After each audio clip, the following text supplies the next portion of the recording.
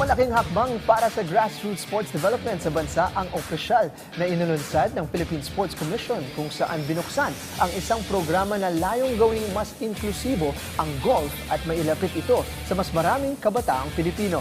Para sa detalye, narito ang report ni Paulo Salamatin.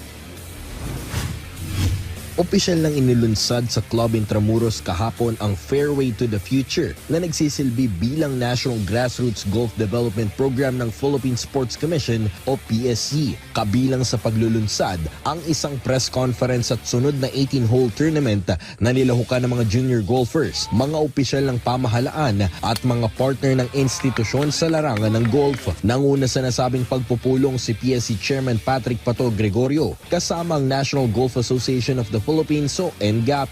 Ayon kay Gregorio, layunin ng programa na gawin ang sport na golf na mas inklusibo at mas abot kamay para sa mas maraming kabataang Pilipino. Binigyang din ni Gregorio na target ng programa ang mga kabataang mula sa public schools, out-of-school youth at mga anak ng caddies at maintenance workers sa mga golf course sa buong bansa. Ang nasabing inisyatiba ay alinsunod sa panawagan ni Pangulong Ferdinand R. Marcos Jr. na let the kids play, kasabay ng layuning palakasin ng sports tourism sa Pilipinas.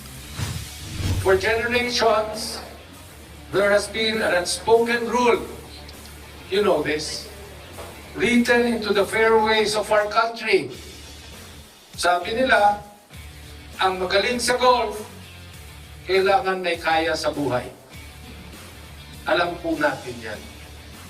Binabago na po natin yan ngayong araw.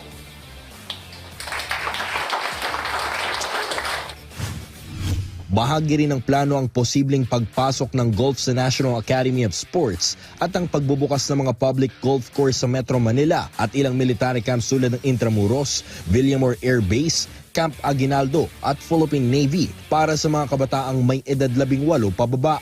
Sa ilalim ng programa, ang mga junior golfers ay makakagamit ng fairway mula 2 p.m.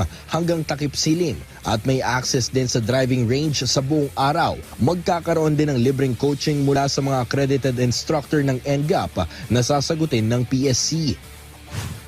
So nationwide access, we are designating, Sir Bones will discuss this later on, more than 20 participating golf courses, no barriers to entry, no membership fees, daily training windows.